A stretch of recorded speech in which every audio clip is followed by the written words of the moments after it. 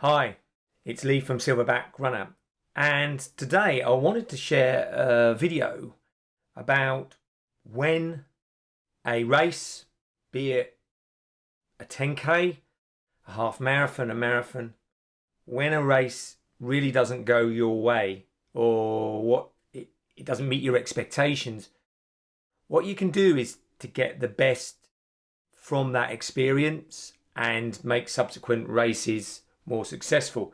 Now, I'm going to share with you a fairly recent, inverted commas, disaster I had.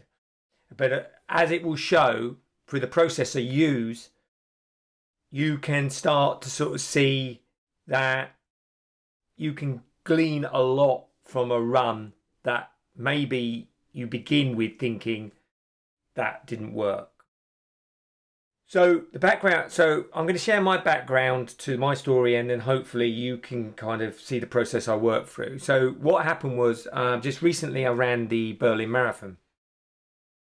My PB set in 2011 is 3:24, and I wanted to beat that. And actually I had an eye on perhaps between 3:15 and 3:20.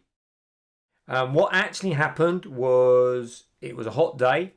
I should have taken that into account, but the only excuse I can give is the last marathon I'd run was 2019, and this is the first one since the pandemic. So I was kind of like a bit blinkered, and I decided to keep to the same race plan. Now, normally, if I'd ran more marathons recently, I would have adapted more to the conditions, or at least at the beginning, to see how I went, which we'll come to in a moment. But what actually happened was, and as I'll share in a moment, I ran my race pretty well, but at the end of the run, I ended up 3 hours in the medical tent, having 3 lots of IV fluids and heart monitors on me. Now, to clarify, I ran with fluid. I had electrolytes, and I took electrolytes on the run. So it wasn't a case of me being completely a Boy Scout about it. But the combination of the heat and probably going out too fast, that's where I ended up. Now, of course, initially when I finished that, I was very disappointed. So I want to work through my mindset to how to pick out the best from that. Now, one of the things that I used to say to my son when he played in goal as a goalkeeper, and if any of you are into football, or some Americans might call soccer, goalkeeper's an unforgiving position. I mean, one mistake and the day's ruined kind of thing. And when my son used to get in the car after a game, I used to watch him. It's very hypercritical of what he did. And I always used to say to him, no one learns when they're winning. And so the problem with marathon running is I think the joy of marathon running is it's a consistent feedback loop for your mind and your body. And the process I use is to try and tap into that feedback loop to get the best from it, because if not, you're going to be continually beating yourself up on pretty much all your runs, because except those one run where everything goes absolutely perfect, which is great when that works. So you've got the first step for me was to look at expectation versus reality. Now, my expectation was I wanted to run 3:24, 3:23, or maybe even as fast as 3:15.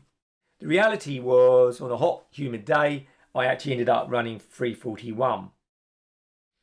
So there's an opportunity to beat myself up. But what I'd done before the race is I'd set myself a broad goal.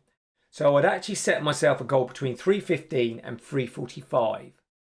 3:45 would have meant it was my third best, quickest marathon. So when I did 3:41, it was a failure against my expectations, but it was still my third quickest marathon, and I've run that. That was my 18th marathon.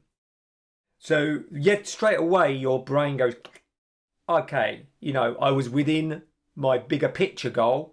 I didn't hit the upper echelon goal. So then the next process is to look at why you didn't. Well, you then got to look at what worked and what did not work. So for me, I hit every target I set except one. So I think my 5k target I hit. I think I came in at 23 minutes. 10k I think at 46. Half marathon at 140. And I think my 20-mile mark, I think it was something like 2 hours 34, something like that. And I think I set a new 20k PB. Last 6.2 miles, worst run of my life. So the wheels fell off there. Nothing new there, for many, many runners. So I know the last 10k is where it all fell apart. I also would now look at what would I do differently next time. So this is where the learning begins. Now if you look at the process, you've already taken from a disaster run to suddenly breaking it down to looking at what worked and what didn't. So you're already analysing it from that perspective.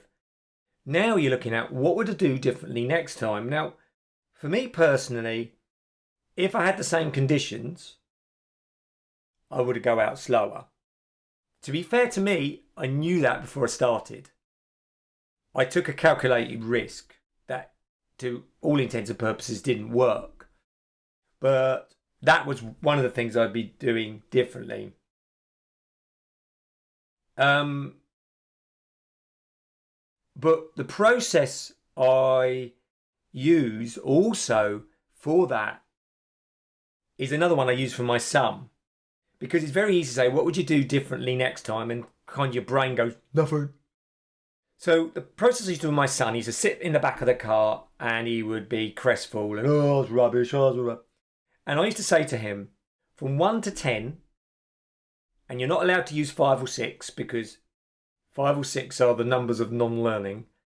How would you rate yourself? So my son might say 5. And I said, why 5? And he would tell me all the negatives of why he was a 5. And I said, what would you have to do?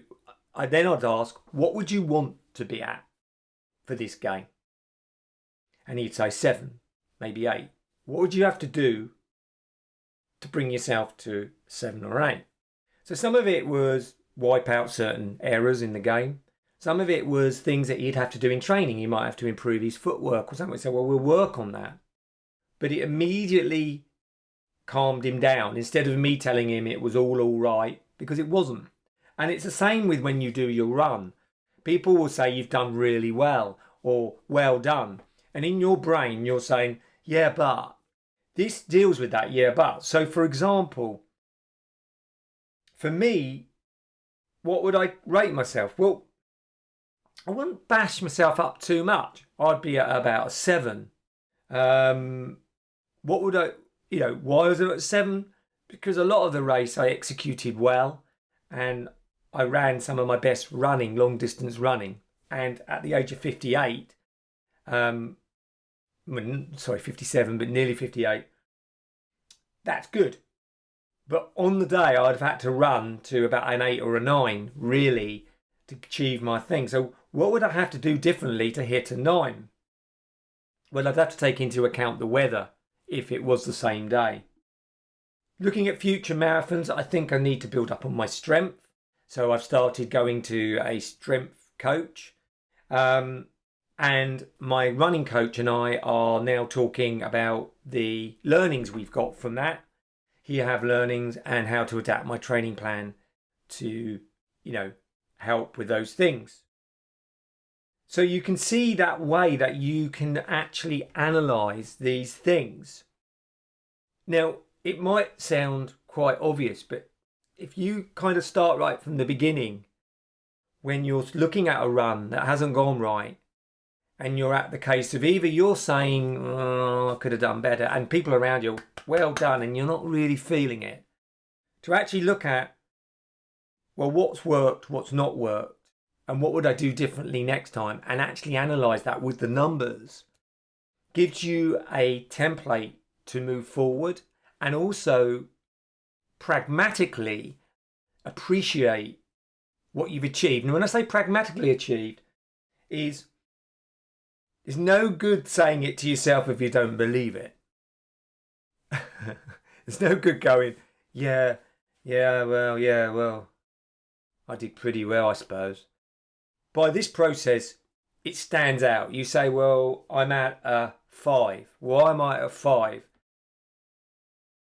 You let know, where do you want to be for that marathon? Well, about 7 or an 8, because you're allowed to use 6.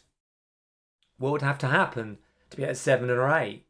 So you can start to look at it and pragmatically know how far you've come, what your training's taken you to. You've got a broad goal. How close were you to either your bottom end or your top end? And what you've got to do, if you so wish, to improve that. And that's where the real learning comes in, because like I said right at the beginning, no one learns while they're winning. You know, if I'd done 3:15, I'd want to get better, but I'd have hit my target. So that's yet again where a coach would come in there, because I'd be like, yes. And then probably my coach would go, right, so you've hit 3:15, what's next? Because when you're at the top of the hill, sometimes there's only one way to go. At least if you're still climbing that hill, you haven't hit your goal, you're disappointed, but you've still potentially got that climb to come, which in a way is a good thing, because you get to the top. To stop yourself going down, you have to set another peak. You have to find another way to go up. I hope this has helped. And if these kind of videos float your boat, subscribe. That'd be great. And if you've got any questions, put them down below and I'll hopefully answer them at some point. Anyway, bye for now.